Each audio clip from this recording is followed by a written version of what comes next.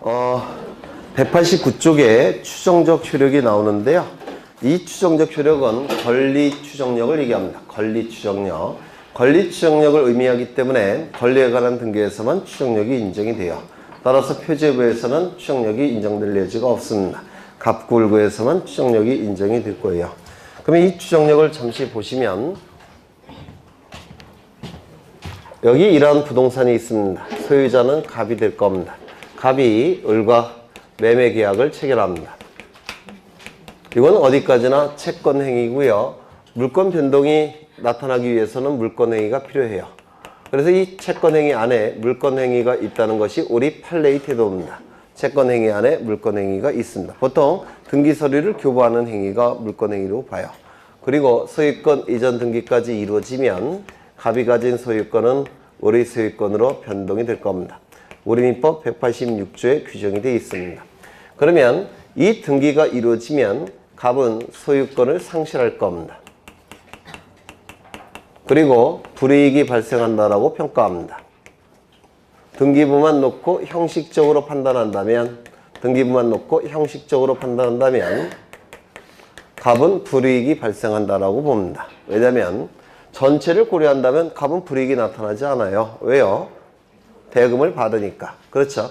그런데 대금이 오고 가는 것은 민법에서 다루는 영역이지 우리 등기법에서는 다루지 않습니다. 우리 등기법에서는 등기부만 놓고 형식적으로 판단합니다. 그래서 아까 형식적 확정력도 나타난 겁니다. 이때 이 을은 등기가 이루어지면 소유권을 취득할 겁니다. 그러면 등기부만 놓고 형식적으로 판단한다면 을은 이익이 발생합니다. 그래서 이익 불이익 여부는 등기만 놓고 형식적으로 판단한다라고 얘기합니다. 이건 법무사 시험에 자주 나오는 문구예요. 여러분도 기억해 두셔야 될 겁니다. 이러한 불이익이 발생한 자를 우리 등기법에서 뭐라고 부르냐면 등기 의무자라고 부릅니다. 이익이 발생하는 자를 우리 등기법에서는 등기 권리자라고 불러요. 그래서 등기 의무자와 등기 권리자는 등기소에 가서 등기를 같이 신청을 해야 됩니다. 즉 공동으로 신청을 해야 됩니다. 그러면 등기소에는 등기관이 존재할 텐데요. 이 등기관이 등기법이 정하는 절차에 따라서 등기법이 정하는 엄격한 절차가 있을 텐데 이 절차에 따라서 등기를 실행합니다. 등기가 실행이 되면 등기부에는 이렇게 등기가 실행이 될 겁니다. 갑구일까요? 을구일까요? 당연히 갑구가 될 겁니다. 1번 소유권, 보전, 갑 이렇게 등기가 실행이 되어 있을 테고 2번 소유권 이전을 이렇게 등기가 실행되어 있을 겁니다. 이때 이 을을 뭐라고 부르냐면 여기 소유권 이전, 소유권의 등기 명의인이라고 부릅니다. 등기부에 이름이 올라간 자를 등기 명의인이라고 불러요. 이 등기 명의인에게 등기된 권리는 뭡니까? 소유권이죠. 등기된 권리인 소유권이 존재한다고 추측하여 정하는 힘이 이 등기에는 있더라는 겁니다. 그래서 등기 명의인에게 등기된 권리가 존재한다고 추측하는 힘이 이 등기에는 존재하더라는 겁니다. 이를 등기의 권리 추정력이라고 부릅니다. 등기의 권리 추정력. 여기서 추정이라는 단어는 법률 용어인데요. 70에서 80%는 신뢰할 수 있다는 뜻입니다. 이게 추정이라는 법률 용어예요. 간주한다, 본다, 의지한다. 이는 100%는 신뢰할 수 있다는 겁니다. 개연성 있다, 90% 신뢰할 수 있다는 겁니다. 그래서 이 법률 용어가 다 존재해요. 가능성 있다, 50%에서 60%는 신뢰할 수 있다는 겁니다.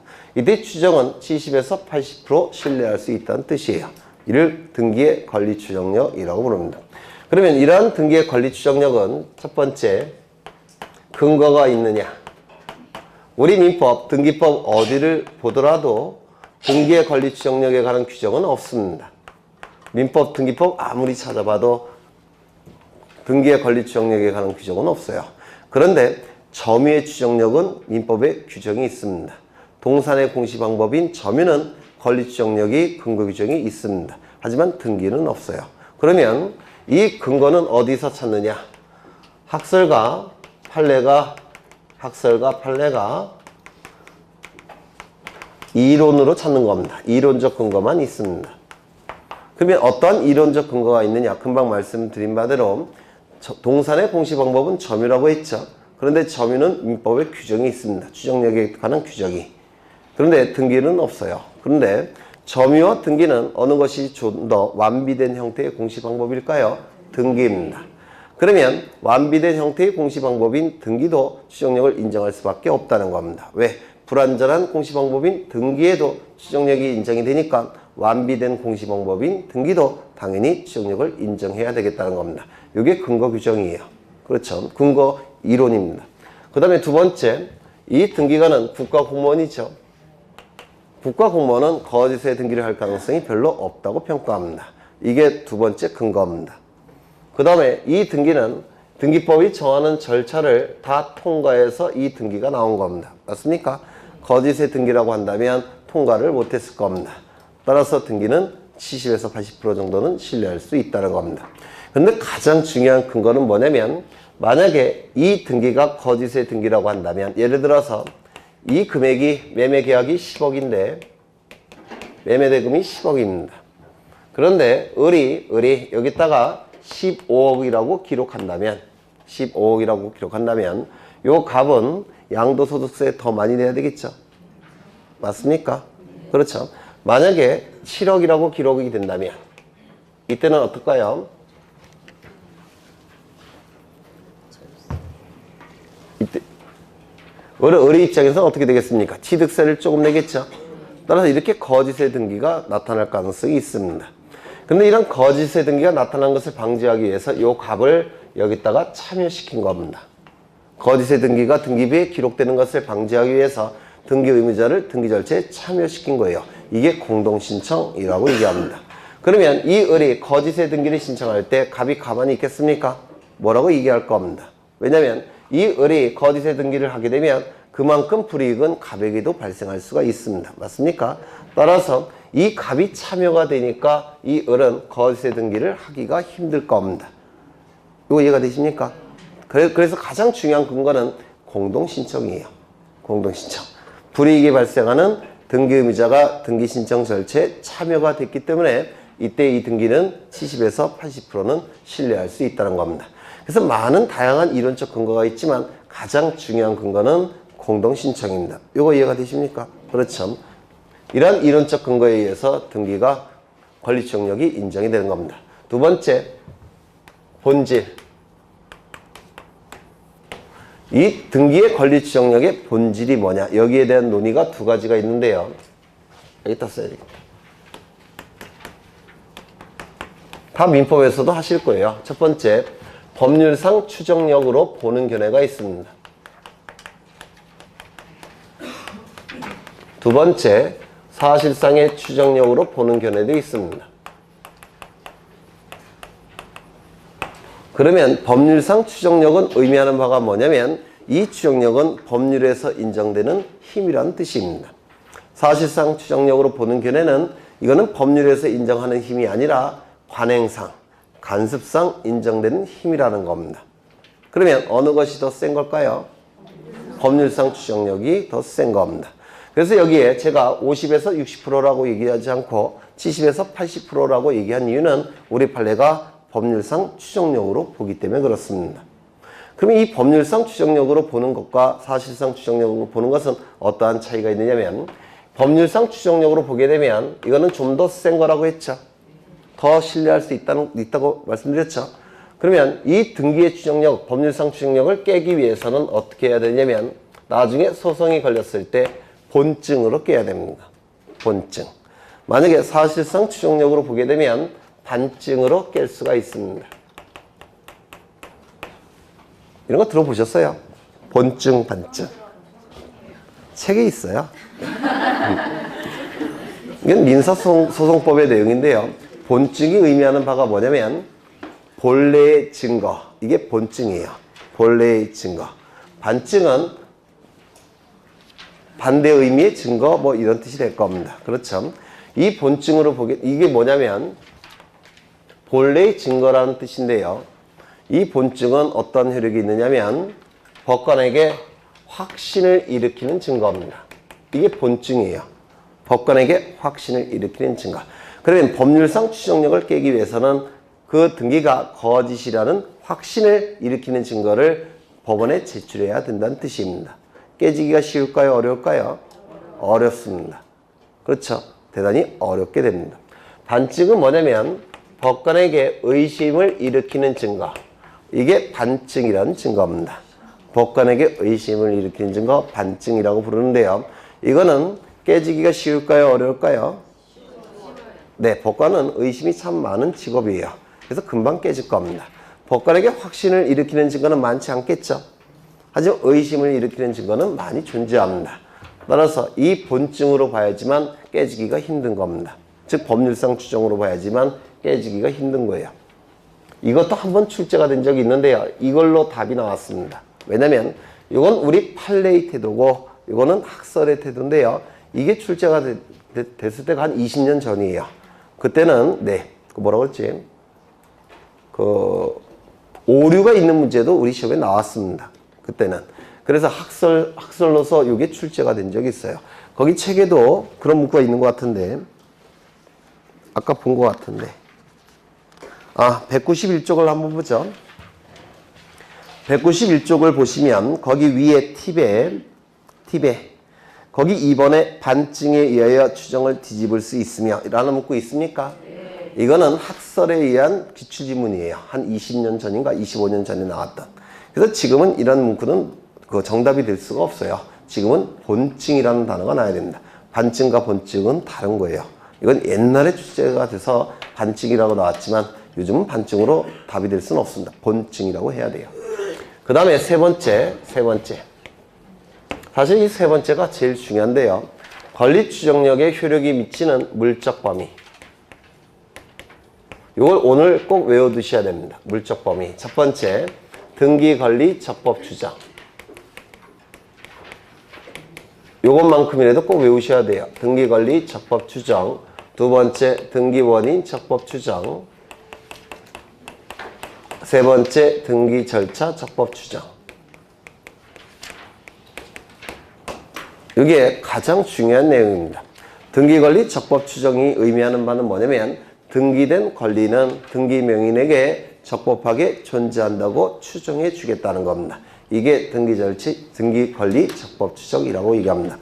그러면 등기부에 저당권 등기가 되어 있다면 저당권의 등기 명인에게 저당권이 있다라고 추정되겠습니까? 되겠습니까? 되겠죠. 그런데 저당권이 존재한다면 부종성에 의해서 뭐도 존재합니까? 아직 안 하셨나? 부종성 뭔지 아십니까? 피담보 채권이 존재하면 어떻게 됩니까? 저당권이 존재하죠. 피담보 채권이 소멸하면 저당권 소멸하죠. 이게 부종성이에요. 그래서 저당권 등기가 되어 있다면 등기명인에게 저당권이 있다라고 추정이 됩니다. 부종성에 의해서 뭐도 추정이 됩니까? 괜히 했다는 생각이 듭니다. 피담보 채권이 있다라고도 추정이 됩니다. 이게 등기권리 적법 추정이라고 얘기합니다. 등기원인 적법 추정은 무슨 뜻이냐면 이 등기부에는 등기 원인을 기재하는 칸이 있어요. 그 칸에 매매라고 기재가 될 겁니다. 이 등기가 이루어진 원인은 이거죠. 그렇죠. 매매. 그래서 이 등기부에는 등기 원인을 기록하는 칸이 있습니다. 그러면 등기부에 매매라고 기록되어 있다면 갑과 을 사이에 매매가 실제로 존재한다고 추정해 주겠다는 겁니다. 70에서 80%는 신뢰하겠다는 겁니다. 이게 등기원인 적법 추정이라는 겁니다. 등기절차 적법 추정이 의미하는 바는 뭐냐면 등기법이 정하는 절차들이 있겠죠. 그 절차를 거쳐서 등기가 이루어졌기 때문에 등기가 실행이 됐다면 그 절차를 다 거쳤다고 추정을 하겠다는 겁니다. 혹시 토지거래허가 공부하신 적 있습니까? 민법에서? 그것도 안 하셨어요? 총칙에서 토지거래허가 했을 거예요. 안 했을 리가 없는데 토지거래 허가 구역에서의 토지의 거래는 토지거래 허가를 받아서 그 허가서를 등기소에 제공을 해야 됩니다. 네, 그러면 저 토지가 토지거래 허가 구역 내의 토지라고 한다면 허가서를 받아서 등기소에 제출해야지만 이 등기가 실행이 됩니다. 거꾸로 얘기하면 이 등기가 실행이 됐다면 토지거래 허가 절차를 다 거쳤다고 추정이 되겠다는 겁니다. 그게 바로 등기 절차 적법 추정이라고 얘기합니다. 그래서 이 세 가지는 반드시 외우셔야 돼요. 이걸 외우지 않으시면 굉장히 많은 판례를 암기하셔야 됩니다. 민법과 등기법에서. 근데 이걸 암기하시면 판례의 양이 줄어들어요. 암기하실 양이. 그래서 꼭 외워두십니다. 등기 권리 적법 추정, 등기 절차 적법 추정, 등기 원인 적법 추정. 대리인이 등기를 신청할 때는 뭘 제출해야 될까요? 대리권을 증명하는 서류를 제출하겠죠. 맞습니까? 대리권을 증명하는 서류를 제출해서 등기가 실행이 됐다면 본인이 대리인에게 대리권 수여 절차를 다 거쳤다고 추정해 주겠다는 겁니다. 이게 등기 절차 적법 추정이고 판례에 굉장히 많이 나옵니다. 그래서 판례의 양을 줄이기 위해서는 이걸 암기하셔야 돼요. 네 번째, 인적 범위. 이걸 해봤자 민법을 안 하셔갖고 고민스러운데 조금만 보겠습니다. 조금만. 여기서 을은 등기권리 적법 추정을 주장할 필요가 있을까요? 없을까요? 네? 지금 여기에 대해서 분쟁이 발생을 했다는 겁니다. 분쟁이 발생해서 갑은 을과의 매매계약의 무효를 주장합니다. 이것이 무효가 돼버리면 이 안에 물권행위도 같이 소멸되니까 소유권 변동은 없는 상태로 복귀합니다. 민법에서 하실 거예요. 누가 소유자입니까? 갑이 소유자입니다. 그렇죠? 그래서 분쟁이 발생해서 갑은 자신에게 소유권이 복귀됐다고 주장할 테고 을은 그걸 부정하고자 할 겁니다. 부정하고자 할 때 이것만 주장해버리면 어떻게 됩니까? 70에서 80%는 을에게 소유권이 있다라고 추정이 돼버려요. 따라서 이 권리 추정력은 이 당사자인 을이 주장할 필요가 있을까요? 없을까요? 없어요. 주장해야 되지 않겠습니까? 권리 추정을 주장을 할 수 있어야지만 별도의 자료를 제출하지 않을 수도 있다는 겁니다. 따라서 당사자는 권리 추정력을 주장할 필요가 있습니다. 그래서 민법을 좀 잘 하셔야지 등기법이 쉬운데 민법이 아직은 안 돼 있으니까 참 고민이에요. 설명하면서도. 당사자는 권리 추정력을 주장할 여지가 있습니다. 그렇다면 자신에게 이익이 되니까 당사자는 권리 추정력을 주장하겠죠. 그러면 제3자는 권리 추정력을 주장할 필요가 있을까요? 없을까요? 있습니다. 무슨 얘기냐면 여기에 A라는 자가 있고요. A는 을에 대한 채권자입니다. 그러면 이 을은 채무자가 될 겁니다. 그럼 이 채권자는 강제 집행하기 위해서는 을에게 소유권이 있다는 사실을 주장해야 되겠죠. 그 주장하는 용도로서 등기부를 제출하면 됩니다. 그리고 강제 집행 들어오면 돼요. 따라서 이 권리 추정력은 당사자뿐만 아니라 제3자도 주장할 수 있다라고 얘기합니다. 그러면 제3자가 주장할 때는 이 당사자에게는 이익이 됩니까? 불이익이 됩니까? 불이익이 됩니다. 이게 민법에서 단골로 출제가 되는 거죠. 불이익으로 추정될 수도 있다는 겁니다. 이 정도만 하겠습니다. 더할 여지도 많은데 민법에서 공부를 하신 다음에 할 겁니다. 그래서 추정력은 일단은 권리 추정력이라는 것과 이 세 가지만 기억하셔도 그 목적을 달성합니다. 1, 2월 달에는. 다시요. 추정력은 앞에 권리자가 생략이 된 겁니다. 따라서 권리에 관한 등기에서만 추정력이 인정되기 때문에 표제부 등기는 추정력이 인정되지 않을 겁니다. 두 번째, 이 물적 범위, 등기 권리 적법 추정, 등기 원인 적법 추정, 등기 절차 적법 추정, 요 세 가지 정도는 기억해 두십니다. 그 다음에 어디를 보시냐면 191쪽을 보시면 공신력 나와 있죠. 공신력 인정되지 않는다. 지난 시간에 보셨죠. 공시력은 인정되지만 공신력은 인정되지 않을 겁니다. 이것도 민법에서 공부하신 다음에 우리 등기법에서는 문제풀이할 때 설명을 드릴 겁니다. 등기 유효 요건이 나오는데 여기 이러한 부동산이 있고 소유자가 갑입니다. 갑이 을과 법률 행위를 합니다. 즉 매매계약을 체결합니다. 등기까지 이루어지면 갑이 가진 물건은 을의 물건으로 변동이 될 겁니다. 이때 이 물권 변동의 효력이 발생하기 위해서는 이 등기가 어떻게 돼야 됩니까? 유효해야 되겠죠. 그러면 유효하기 위한 요건이 있을 겁니다. 이 요건을 구비해야지만 등기는 효력이 발생할 테고 물권 변동의 효력도 나타날 겁니다. 이 등기가 효력이 발생하기 위한 요건, 유효 요건은 첫 번째, 등기법에서 정하는 요건을 구비해야 됩니다. 두 번째, 민법에서 정하는 요건도 구비를 해야 됩니다. 두 가지 요건을 다 충족해야지만 이 등기는 효력이 발생할 테고 물권 변동의 효력도 나타나게 될 겁니다. 등기법이 정하는 요건은 보통 5가지를 얘기하는데요. 첫 번째, 일단 등기가 있어야 됩니다. 안 쓰셔도 돼요. 네, 다 프린트로 나갈 거예요. 첫 번째, 등기가 있어야 되고, 두 번째, 관할을 위반한 등기는 절대로 효력을 인정할 수가 없습니다. 따라서 관할을 위반하지 않아야 됩니다. 세 번째, 등기 능력이 없는 등기도 절대로 효력을 인정할 수가 없습니다. 따라서 등기 능력이 있는 등기여야 됩니다. 예전에 말씀드렸죠. 제가 엊그제 벤틀리 5억 주고 샀는데 진짜 산 건 아니고요. 예로서 벤틀리 자동차 등기해봤자 등기 효력이 있겠습니까? 없어요. 왜요? 동산이니까. 그렇죠. 등기 능력이 없는 겁니다. 네 번째, 등기 신청 절차가 적법하고 유효해야 됩니다. 다섯 번째, 부동산이 하나일 때는 등기부가 2개가 있다라고 한다면 공시가 제대로 되겠습니까? 안 되겠죠. 따라서 부동산 하나에서는 등기부는 하나만 있어야 됩니다.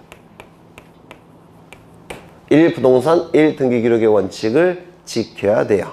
이러한 5가지 요건이 충족이 돼야지만 등기법에서 정하는 요건을 구비했다라고 부르고요.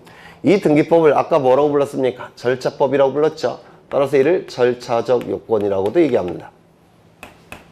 또한 여기 2가지 요건이 충족이 될 때 물권 변동의 효력이 발생하죠. 맞습니까? 요거를 규율하는 법은 민법이에요. 총칙, 물권법. 그렇죠. 요거는요, 등기법. 그렇죠. 그래서 요거를 뭐라고 부르냐면, 네? 물권 변동의 실질이라고 부릅니다. 물권 변동의 실질. 이거는 물권 변동의 형식이라고 불러요.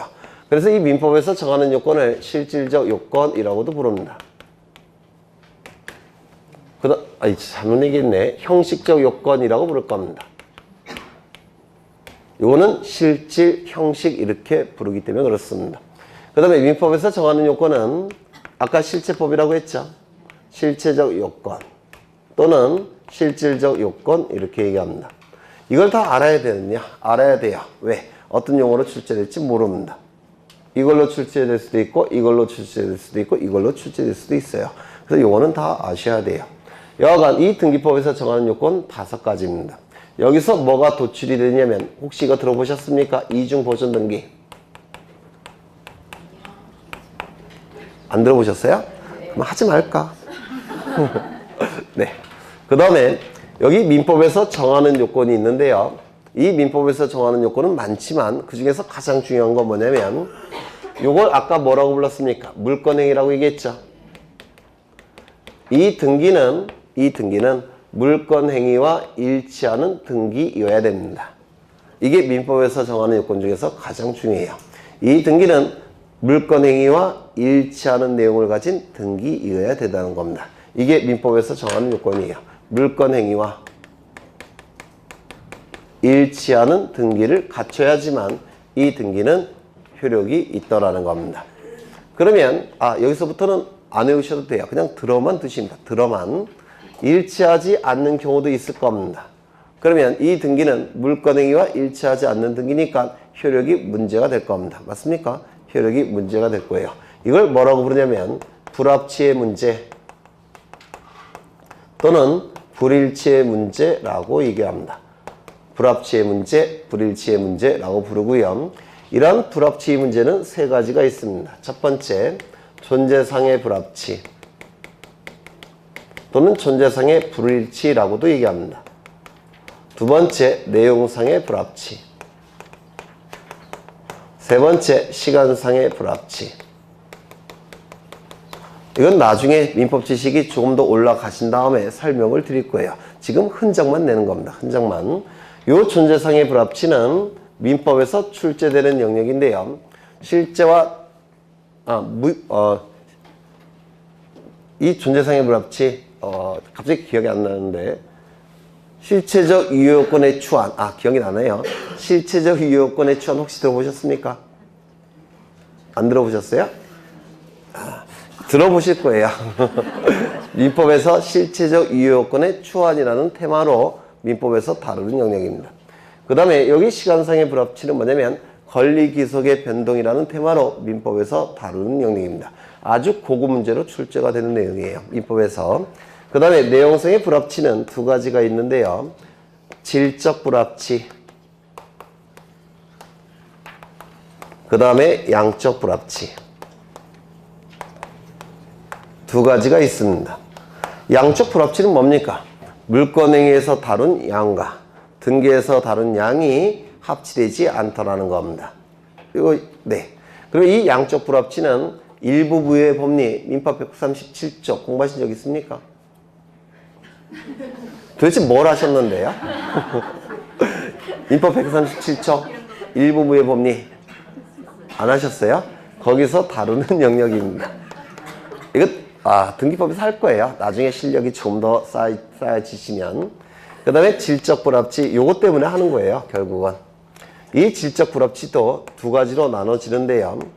등기된 권리의 주체, 객체, 내용상의 불합치.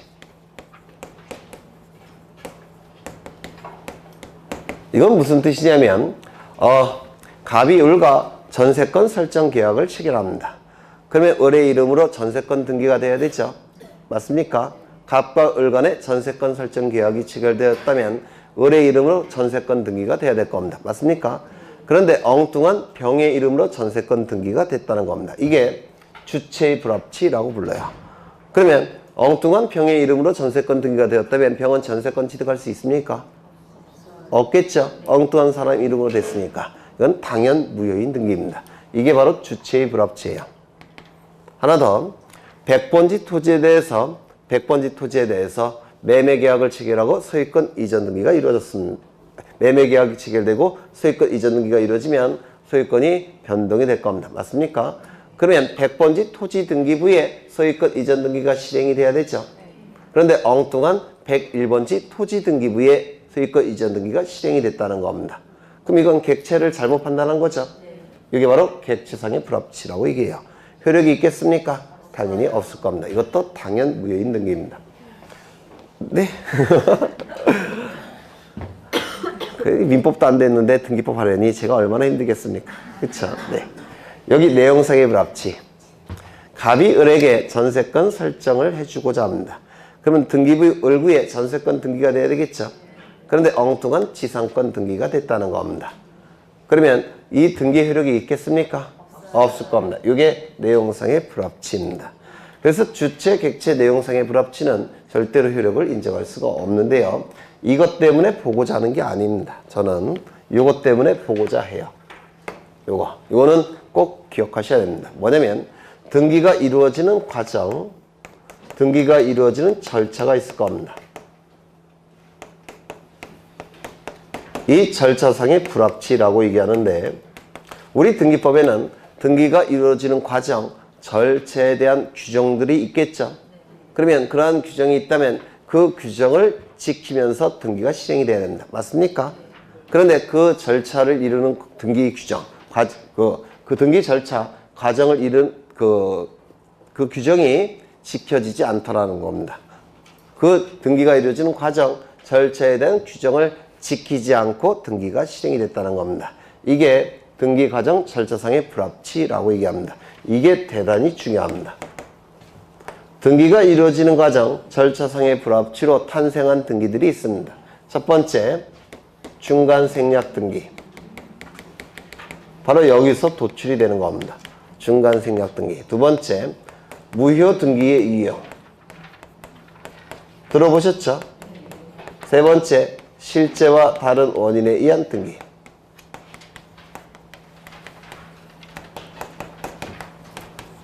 이 세 가지 등기는 등기가 이루어지는 과정, 절차를 지키지 않은 겁니다. 따라서 효력이 있는지 여부가 문제가 됩니다. 이것은 우리 등기법과 민법에서 출제 영순이고요. 이것은 민법에서 주로 출제가 되지만 우리 등기법에서도 설명을 드릴 겁니다. 물론 설명 방법은 조금 다를 거예요. 그래서 요 세 가지가 중요하고 요게 중요합니다. 이중 보존 등기와 요 네 가지. 요거는 민법 등기법에서 다 출제가 되는데 요거는 민법 등기법 둘 다 출제 영순이. 나머지 것들은 주로 민법에서 출제가 이루어지고 그 다음에 문제집을 보시면 여기에 대한 내용들이 있을 겁니다. 요것 때문에 보고자 하는 거예요. 그러면 책을 좀 보시면 이 안의 내용 설명은 한 3월쯤, 아니 4월 달부터 할 겁니다. 아직은 소화하실 민법 지식이 없으시니까. 네. 그러면 거기 형식적 유효권 나와 있죠. 첫 번째, 등기가 존재할 것. 등기가 있어야지만 효력이 있는지 여부를 판단할 수가 있을 겁니다. 그 다음에 우리 교재는 등기 신청 절차를 준수할 것. 여기다가 요 세 가지를 다 집어넣은 겁니다. 요 세 가지를 다 집어넣은 것이고요. 요 내용은 나중에 설명할 부분이 있습니다. 그 다음에 실체적 유효권 여기 보시면 가장 중요한 것은 물권 행위와 일치하는 등기를 갖출 것. 이게 바로 가장 중요한 요건이에요. 그런데 거기 보시면 책은 거기 1번, 2번 나와 있죠. 여기 2번은 별표 치시입니다. 이건 출제될 가능성이 대단히 높습니다. 194쪽에 양가로 1번에 실행된 등기와 실체관계 일치라고 나와 있으니까 거기 보시면 동글뱅이 1번, 2번 나와 있죠. 3번까지 있죠. 여기 2번은 별표 치시입니다. 2번. 2번은 네, 대단히 중요합니다. 등기 선례가 나와 있어서 대단히 중요하고 일단은 한번 읽어보시고요. 나중에 설명을 드릴 겁니다. 그 다음에 거기 동글뱅이 3번이 지금 말씀드린 거예요. 등기와 물권 행위가 내용에 있어서 일치할 것. 이게 불합치의 문제라고 얘기를 합니다.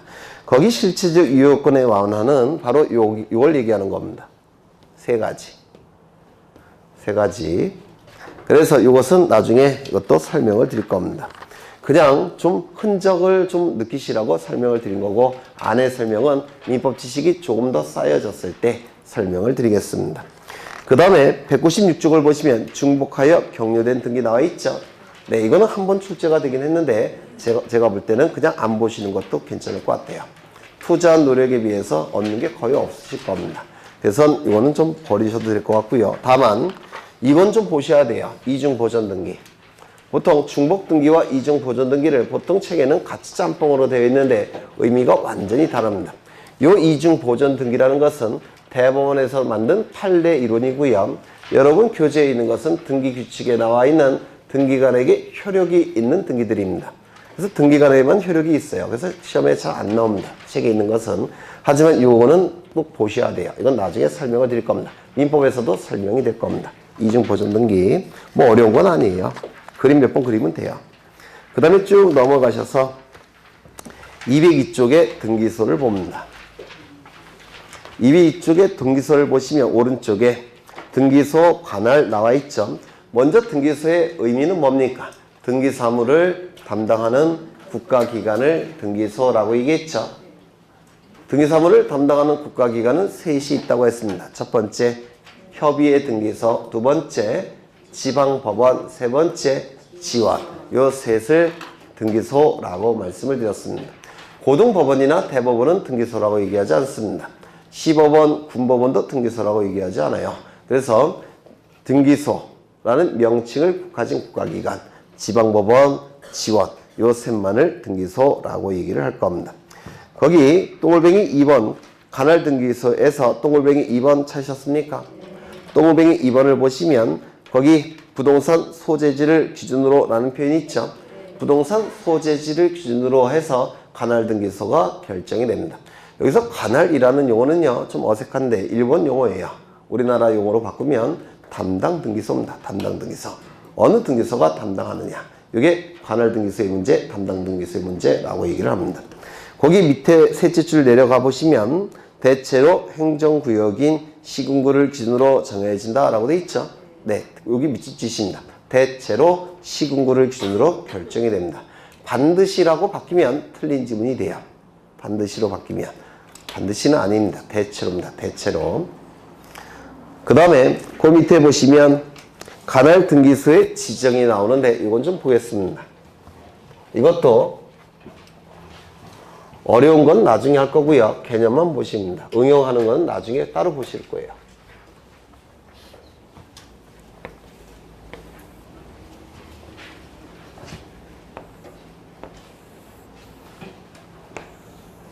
이 등기소는 보통 시, 군, 구별로 하나씩 설치되어 있다고 그랬죠. 보통 대체로 시, 군, 구별로 하나씩 설치되어 있습니다. 여기 강명시니까 강명등기소가 설치되어 있다고 예를 들겠습니다. 그렇죠? 여기 A라는 시고 강명시. 그 다음에 옆에는 또 안양 군포시가 있죠. 그냥 ABC로 하겠습니다. A시, B시. 그러면 여기에는 A라는 등기소가 설치되어 있을 테고요. 여기는 B라는 등기소가 설치되어 있을 겁니다. 그러면 여기 A라는 시가 있고 B라는 시가 있는데요. 여기 A라는 시, 여기는 B라는 시. 시 안에는 뭐가 있을까요? 동이 있겠죠? 동이 있지 않겠습니까? 여기도 동이 있겠죠? 동들이 있을 겁니다. 시 안에는 동 단위가 있죠? 그럼 이 동은 뭡니까? 지번부여지역이에요. 도시지역의 지번부여지역은 동, 농촌지역의 지번부여지역은 리가 될 겁니다. 맞습니까? 그러면 여기 이쪽 동에는 토지가 필지가 인위적으로 구획되겠죠? 맞습니까? 그럼 이 하나를 뭐라고 얘기합니까? 필지. 기억나십니까? 필지. 그 다음에 이쪽도 BC에 있는 이 동도 인위적으로 선이 그어져 있겠죠? 이게 뭐라고요? 필지라고 얘기할 겁니다. 필지. 그러면 한 필지가 양쪽 시에 걸쳐서 이렇게 존재할 수 있을까요? 없을까요? 있다고요. 이 선은 어쩔 건데요? 선이 먼저 그어져 있지 않습니까? 이렇게 존재할 수 있을까요? 없을까요? 없습니다. 그래서 이 필지는 양쪽 동에 걸쳐서 존재할 수 없고 시에 걸쳐서도 존재할 수가 없습니다. 그렇죠? 필지는 양쪽 동, 양쪽 리에 걸쳐서 존재할 수 없는 건 당연하고 양쪽 시에 걸쳐서도 존재할 수가 없습니다. 여기 먼저 선이 그어져 있잖아요. 이렇게. 그렇죠? 네. 그렇다면 여기 A시와 B시 사이에 양쪽에 걸쳐서 한 필지 토지가 존재할 수 있습니까? 없습니까? 없습니다. 한 필지 토지는 이렇게 존재할 수 없습니다. 하지만 건물은 이렇게 존재할 수 있습니까? 여기 보시면 이쪽 소유자도 갑, 이쪽 소유자도 갑. 소유자가 같다고 한다면 여기다 건물 올릴 수 있습니까? 올릴 수 있죠. 따라서 토지는 양쪽에 걸쳐서 필지가 존재할 수 없지만 건물의 경우에는 양쪽에 걸쳐서 존재할 수 있습니다. 맞습니까? 이때 이 건물을 신축한 자는 갑이라는 분인데요. 갑은 소유권을 취득하게 될 겁니다. 이 취득한 소유권을 보호받기 위해서는 공시 방법을 갖춰야 되겠죠. 그래서 보존등기를 신청해야 되는데 어디로 갈까요? 서로 오라고 할까요? 서로 오지 말라고 할까요? 네? 답변이 달라지는데 인생관, 철학관이 반영된 답변이겠죠. 네. 오라는 분들은 뭡니까? 권력을 중시하는. 일이 많아지면 그만큼 권력이 커지는 거죠. 오지 말라고 답변하시는 분 뭡니까? 귀찮으니까. 그쵸? 안 올수록 편하죠. 네, 저는 후자예요. 오지 말라고 하고 싶은데, 네. 어느 쪽으로 가야 되겠습니까? 모르겠죠? 네. 누군가 결정을 해줘야 될 겁니다. 누군가 결정을 해줘야 될 겁니다. 이 A씨와 B씨, 아니요, A 등기소와 B 등기소 양쪽을 공통으로 관할하는, 공통으로 담당하는 더 높은 국가기관이 결정을 해줘야 된다. 맞습니까? 등기소보다 더 높은 국가기관은 법원이에요. 그렇죠? 그리고 양쪽을 공통으로 관할해야 될 겁니다. 따라서 이 A 등기소, B 등기소를 공통으로 관할하는, 공통으로 담당하는 상급 법원에서 결정을 해야 됩니다. 구체적으로는 장이 결정을 해야 됩니다. 공통의 상급 법원의 장이 결정을 해줘야 될 겁니다. 그런데 이 법원의 본질적 속성이 뭐냐면 법원은 행정부와 달리 사법부는 소극성, 수동성을 본질로 합니다. 법원에서 알아서 재판해 주는 경우가 있습니까? 소송 제기 안 했는데 절대로 없어요. 그래서 이 법원이라는 국가기관은 수동성, 소극성을 그 본질로 하게 돼요. 알아서 결정해 주지 않습니다. 따라서 누군가 신청이 필요합니다. 여기서 누가 신청을 할까요? 갑이 신청하겠죠. 그래서 이 갑은 공통의 상급 법원의 장에게 관할을 지정해 달라고 신청을 하게 됩니다. 지정해 달라고 신청을 하더라는 겁니다. 신청이 없는 상태에서 해주지는 않습니다. 법원의 속성이 그래요. 그러면 관할의 지정이 신청이 있게 되면 요 공통의 상급 법원의장이 지정해 줄 겁니다. 이를 관할의 지정이라고 불러요. 물론 응용된 문제가 출제가 되는데요. 그 응용되는 것은 나중에 설명을 드릴 거예요. 기본 골격만 아십니다. 법무사 시험에 이런 문제도 출제된 적이 있어요. 관할의 신청은 누구에게 한다고요? 공통의 상급 법원의 장에게 합니다. 그렇죠? 그러면 신청서는 누구에게 제출할까요? 상급 법원의 장에게 신청서를 제출한다면 출제가 안 되겠죠? 네. 여기다가 신청서를 제출하든지 아니면 여기다가 신청서를 제출합니다. 등기소에 제출하는 겁니다. 신청은 누구에게 한다고요? 공통의 아니요. 신청 자체는 어디에 한다고요? 공통의 왜 자꾸 등기소라 그러세요?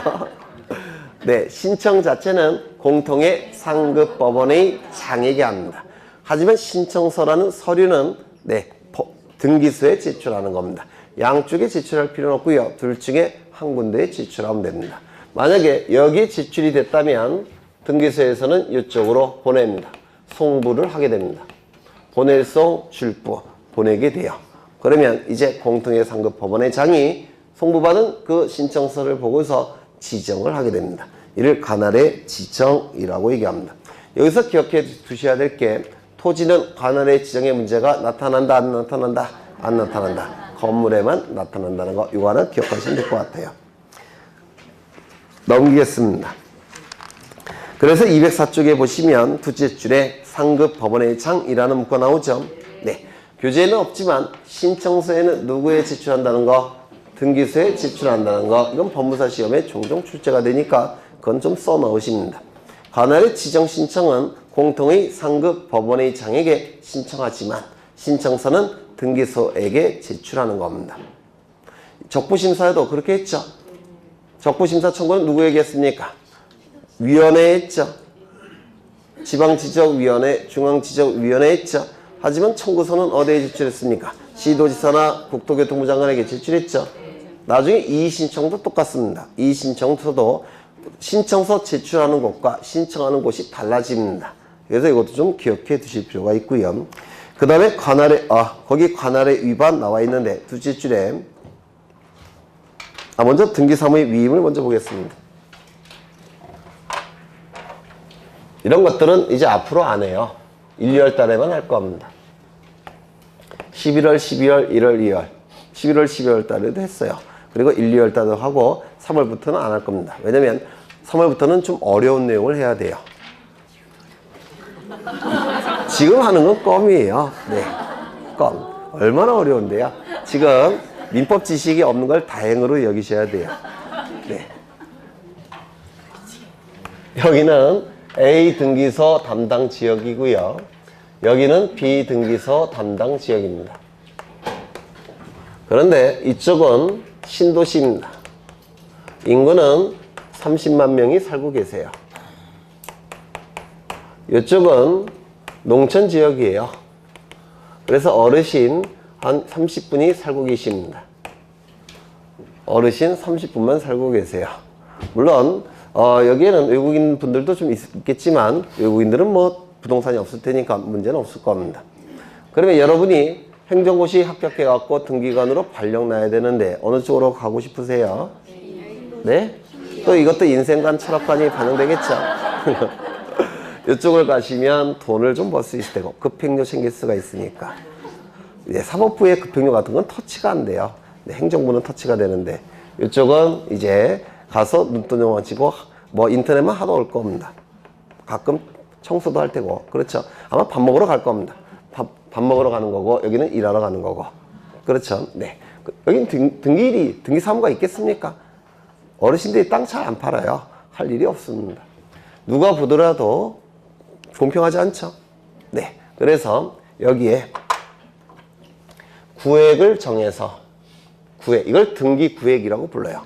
등기구획을 정해서 이 안에 들어오는 모든 부동산 전부를 이쪽으로 넘기든지 아니면 구획을 정해서 그 일부 안에 들어오는 모든 부동산을 이쪽에 넘기는 거 이를 위임한다라고 얘기합니다.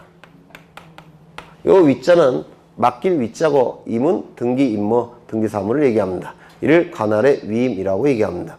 그러면 이건 가능하겠습니까? 등기구의 전부 부동산 또는 등기구의 일부 안에 들어오는 모든 부동산을 위임하는 건데요. 특정한 부동산만을 위임할 수가 있느냐?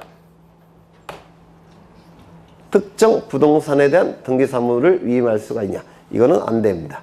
이건 비리가 개입될 여지가 있기 때문에 이거는 안 돼요. 그래서 요게 출제가 됩니다.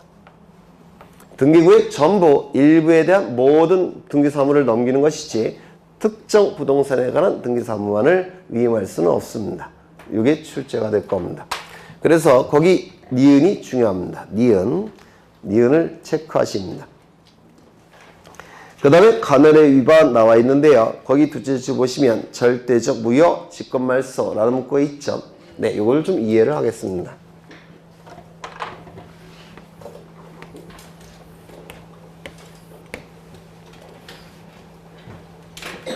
여기는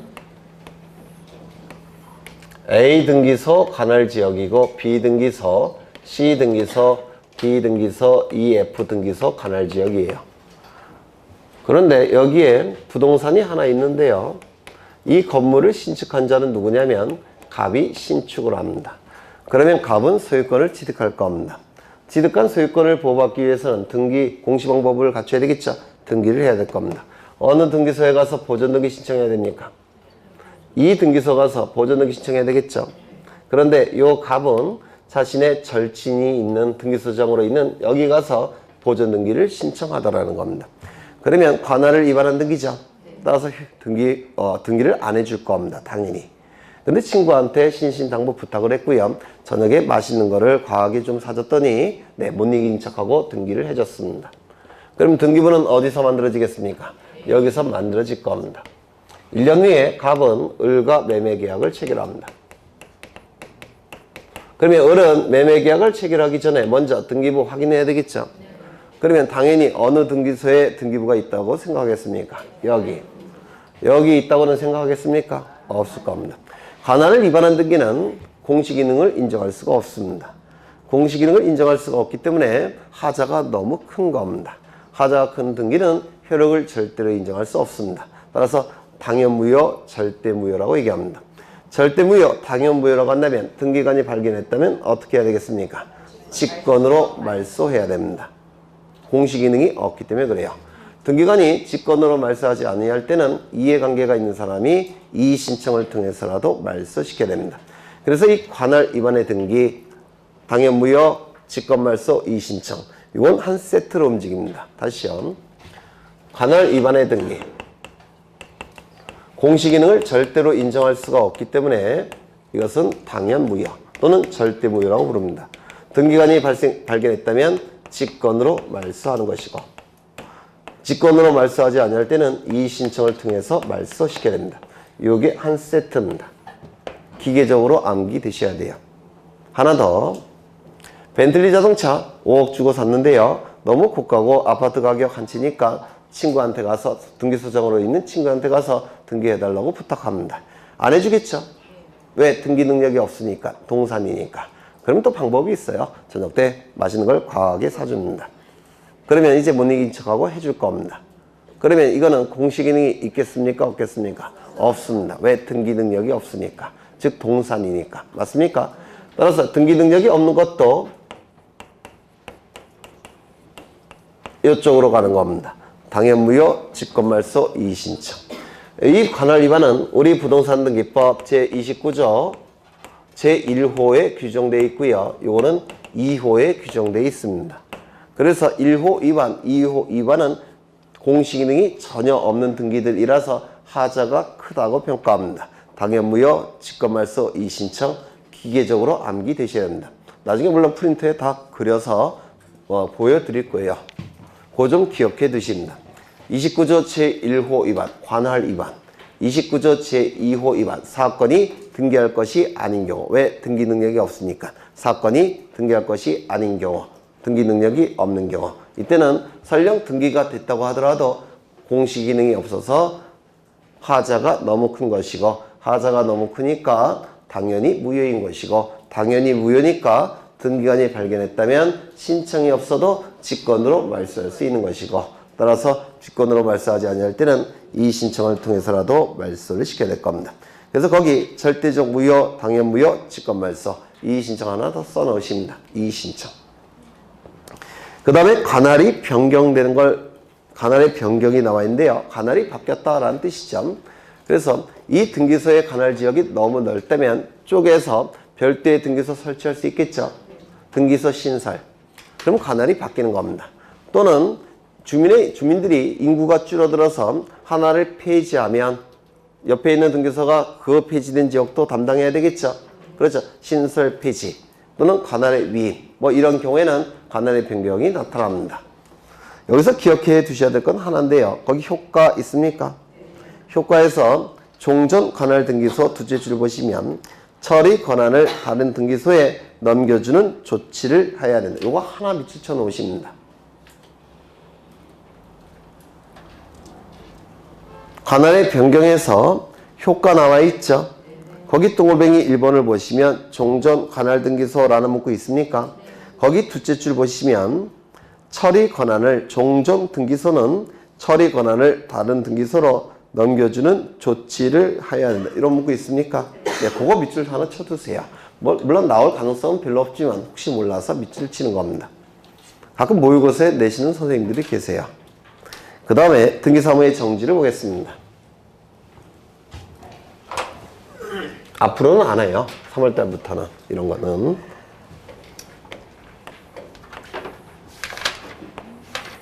이 지역은 A 등기소가 담당하는 지역입니다. 그런데 이 지역에 천재지변이 발생을 했다는 겁니다. 또는 전쟁 같은 아주 험악한 일이 발생을 했다는 겁니다. 그러면 이 등기소에 있는 등기관들은 등기사무를 처리할 수 있겠습니까? 없겠죠. 네, 돈이 될 겁니다. 네. 그래서 대법원장은 이거 복구하려고 동원되겠죠. 대법원장은 일정한 기간을 정해서 이 기간 동안에는 등기사무를 정지할 것을 명령을 내립니다. 등기사무를 정지할 것을 명령을 내려요. 여기서 일정 기간이라는 문구를 기억하셔야 되고 대법원장도 기억해 두셔야 됩니다. 등기사무 정지권자는 누구라고요? 대법원장. 그렇죠. 그리고 이 전쟁, 천재지변은 짧을수록 좋죠.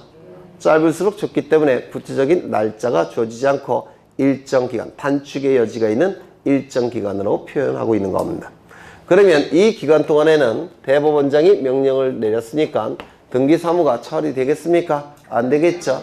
따라서 이 기간 동안에 설령 등기가 실행이 됐다고 하더라도 그 등기는 공시기능을 인정할 수가 없습니다. 이거 이해가 되십니까? 공시기능을 인정할 수 없다면 어떻게 되겠습니까? 당연무효, 직권말소, 이의신청 이렇게 될 겁니다. 그걸 좀 기억해 두셔야 돼요. 공시기능을 인정할 수가 없기 때문에 이 기간 동안에 이루어진 등기는 당연무효, 직권말소, 이의신청의 대상이 될 겁니다. 거기도 이의신청 써 넣으시죠. 그 다음에 거기 첫째 줄 보시면 대법원장 밑줄 치시고 그 옆에 일정 기간도 밑줄 치셔야 돼요. 단축의 여지가 있게끔 일정 기간으로 표현되어 있지 3개월, 6개월 이렇게 표현되어 있지 않습니다. 그 다음에 등기관을 보십니다. 이 등기관은 등기사무를 담당하는 국가공무원을 등기관이라고 얘기했죠. 등기사무를 담당하는 국가공무원. 여러 번 했으니까 지금은 좀 기억하셔야 돼요. 두 가지 종류가 있는데 첫 번째 당연직 등기관, 두 번째 지정직 등기관. 당연직 등기관은 누굴 얘기하는 겁니까? 등기소장, 등기국장, 등기과장, 등기계장. 그렇죠. 지정직 등기관은 4급, 5급, 6급, 7급 법원 공무원 중에서 누가 지정합니까? 지방법원장이나 지원장이 등기관으로 지정한 자를 지정직 등기관 또는 지정직을 생략하고 그냥 등기관이라고 말씀을 드렸습니다. 기억나시죠? 그래서 등기관의 지정에서 첫째 줄 보시면 지방법원장 또는 지원장이란 문구 있습니까? 네, 요거 밑줄 치십니다. 그 다음에 등기관의 권한이 나와 있고 사무처리가 있는데요. 등기관이 하는 업무는 두 가지예요. 두 가지를 등기관이 처리해야 되는데 첫 번째 등기 업무가 있을 겁니다. 그 다음에 일반 행정 업무가 있을 겁니다. 이 두 가지 업무를 처리합니다. 등기 업무와 일반 행정 업무를 처리할 텐데요. 이 등기 업무는 공정성이 생명입니다. 따라서 이 등기 업무를 처리하는 데 있어서는 어느 누구의 지시감독도 받지 않습니다. 독립된 관청이라고 불러요. 어느 누구에게도 지시감독 받지 않는 독립된 관청이라고 불러요. 검사들이 힘이 센 이유가 왜 그런지 아십니까? 검사들은 일인 자체, 그 한 사람이 독립된 관청이에요. 그래서 힘이 센 겁니다. 마찬가지로 등기관도 그렇습니다. 등기관도 등기 업무에서만큼은 어느 누구의 지시 감독을 받지 않습니다. 독립된 관청이라고 불러요. 그런데 일반 행정 업무는 다르겠죠. 예를 들어서 당직도 서야 되겠죠. 따라서 이때는 상사의 지시에 복종해야 됩니다. 이쪽은 지시 감독을 받아야 된다는 겁니다. 이 문구가 옛날에 한 번 출제된 적이 있어요. 그래서 등기관의 사무처리에서 첫째 줄 보시면 등기사무라고 돼 있죠. 거기 등기사무 밑줄 치시고 옆에 보시면 독립관청으로서의 지위라는 문구 있습니까? 네, 어느 누구의 지시감독을 받지 않습니다. 독립관청으로서의 지위 밑줄 치십니다. 그 다음에 밑에 보시면 셋째 줄에 일반 행정사무라고 돼 있죠. 일반 행정 업무는 상사의 지시감독에 복종한다라는 문구 있죠. 네, 예전에 한번 출제가 됐었어요. 예전에. 그 다음에 등기관의 업무 처리 제한, 이건 나중에 보시고요. 등기관의 책임은 앞에서 보셨습니다. 이제 등기부를 볼 겁니다. 210쪽을 보시면 등기부 나와 있고요. 등기부 의의가 나와 있는데, 이 등기부라는 장부는 부동산 표시에 관한 정보와 권리에 관한 정보들을 공시하는 장부가 등기부 맞습니까? 그렇죠. 부동산 표시에 관한 정보와 권리에 관한 정보들을 공시하는 장부가 등기부가 될 겁니다. 기본적으로 세 부분으로 구성되어 있습니다. 뭡니까? 표제부, 갑구, 을구. 그렇죠. 그리고 등기부는 우리 부동산 등기법에서는 두 가지 종류로 정해놓고 있죠. 건물 등기부, 토지 등기부. 건물 등기부는 공시의 편의를 위해서 두 개로 편제되어 있다고 그랬죠. 일반 건물 등기부, 집합 건물 등기부. 들은 흔적은 있으시겠죠? 네, 흔적만 있으시면 돼요. 그러면 여기서 출제가 되는 등기부는 집합 건물 등기부가 출제가 됩니다. 일반 건물 등기부와 토지 등기부는 표제부, 갑구, 을구로 구성되어 있는데, 집합 건물 등기부는 이 표제부, 갑구, 을구가 약간 변형된 형태를 존재합니다. 그래서 출제되는 등기부는 집합 건물 등기부가 출제가 이루어지게 될 겁니다. 이건 잠시 쉬었다가 보겠습니다.